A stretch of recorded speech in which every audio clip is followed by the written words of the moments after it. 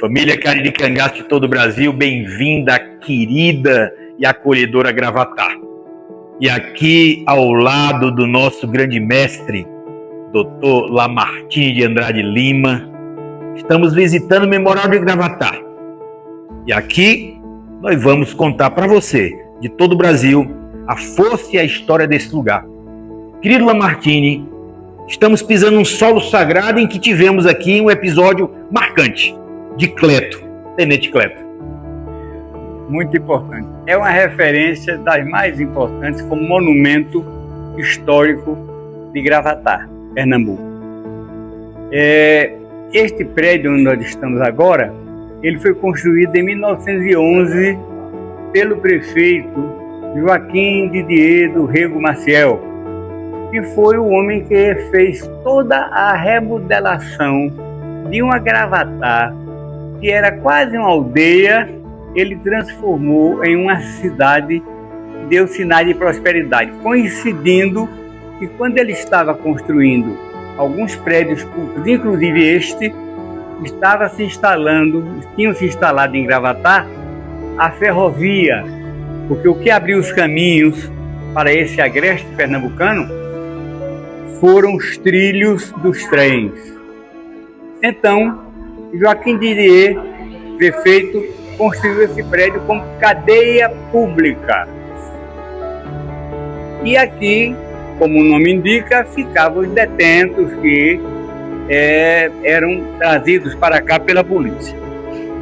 Quando foi no dia 18 de fevereiro de 1926, uma tropa militar no Recife, de 11 militares do Exército, se rebelou e se revoltou, e essa revolta fez com que eles tivessem de atravessar toda uma área do litoral ao agreste, e o destino seria o sertão, para encontrar os revoltosos da famosa coluna Miguel Costa Carlos Prestes.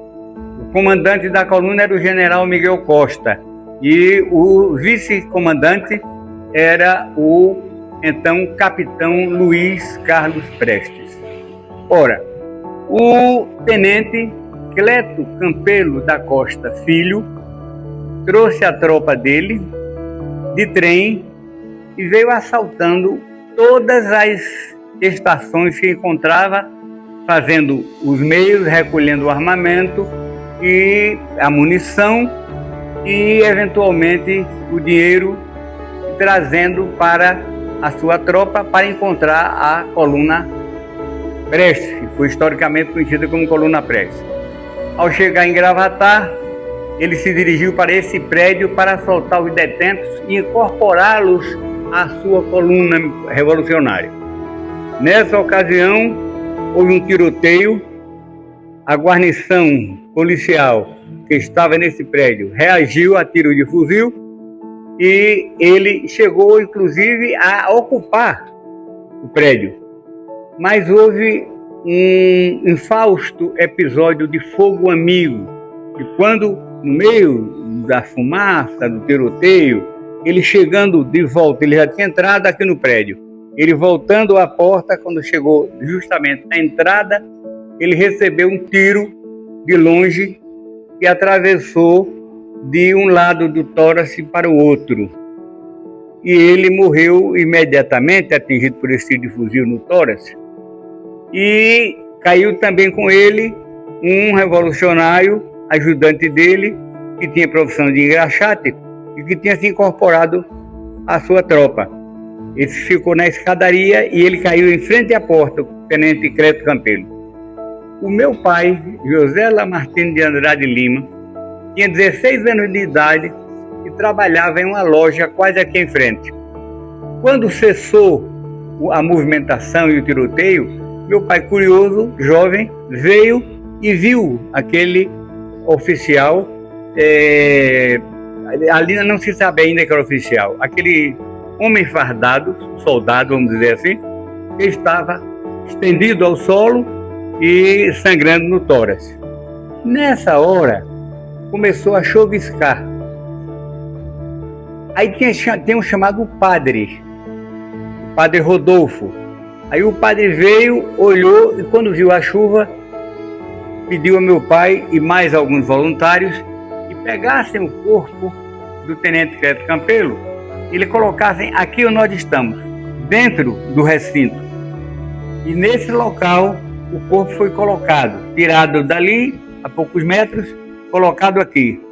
E nessa ocasião entrava um cidadão trajado formalmente, chapéu, paletó e o restante do terno, e olhou e ele disse: ora, esse é o tenente Cleto Campelo da Costa Filho, colega de turma do meu filho na Academia Militar de Agulhas Negras.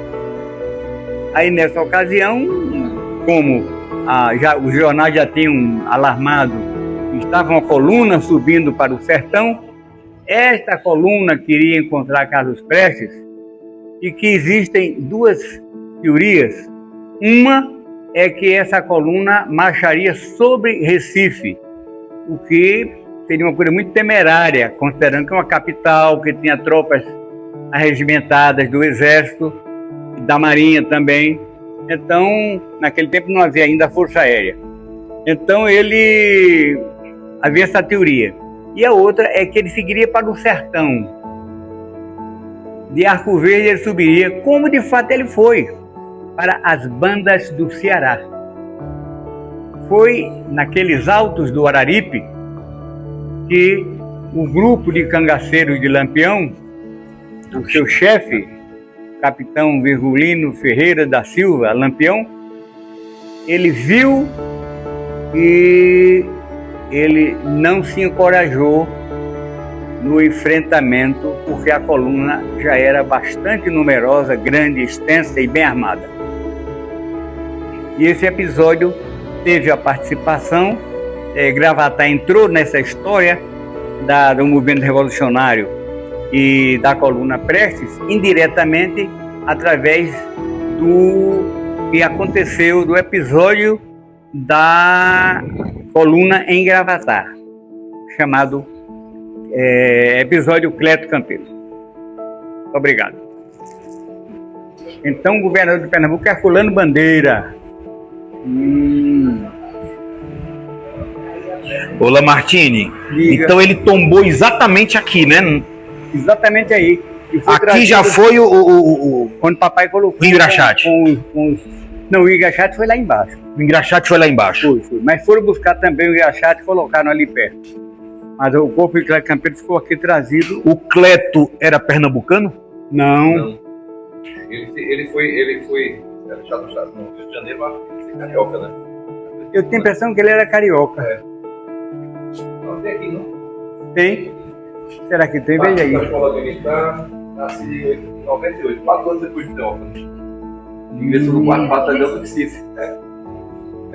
Ingressou no 4º Batalhão do Infantaria do Recife, depois que ele foi para Realengo. E talvez fosse pernambucano, viu? Talvez fosse. Você viu.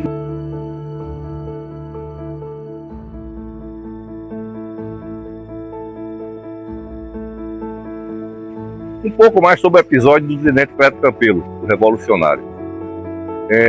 Após ele assaltar a Gare, né, e pegar o trem lá em Jaboatão, assaltar as coletorias, ele consegue alcançar a cidade de Vitória, onde faz a mesma coisa. Limpa a coletoria em nome da Revolução e aí vem seguindo para Gravatá. Acredito que alguém deve ter avisado a ele que existia aqui um falso cânion e ele poderia ter já ninho de metralhadora esperando eles, o que não estava acontecendo ainda. Então ele parou logo após a Ponte Preta, próximo à residência da minha avó, na Praça 10, e 2 colunas seguiram independentes, circundando, uma pelo lado direito e outra pelo lado esquerdo. A resistência daqui foi muito ínfima, poucos tiros, fugiram por trás, a guarda daqui da Força Pública. E acontece que estavam posicionados os atiradores dele, que não tinham experiência militar, e ele veio, dinamitou a porta, que era uma porta muito forte aqui, e na fumaça, quando ele sai fardado, confundiram ele como um da resistência. Então a bala comeu justamente esses ângulos por aqui e ele foi morto, a meu ver, por fogo amigo, não pela tropa de resistência daqui da cidade. Caindo aqui nesse lado e o ajudante de ordem deles tombando aqui na frente também.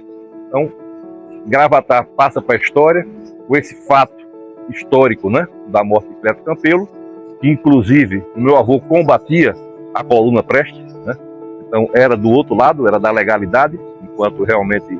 Mas o fato é que Cleto Campelo colocou Gravatá no patamar da história com esse ato dele, porque a ideia dele era chegar até Rio Branco, hoje é chamada de Arco Verde, para poder trazer a coluna Prestes e ameaçar a cidade do Recife, como fizeram lá na cidade de Fortaleza, lá no Ceará, eles fizeram a mesma coisa, só que não conseguiram, né? E aí acaba a história desse vulto histórico chamado Cleto Campelo.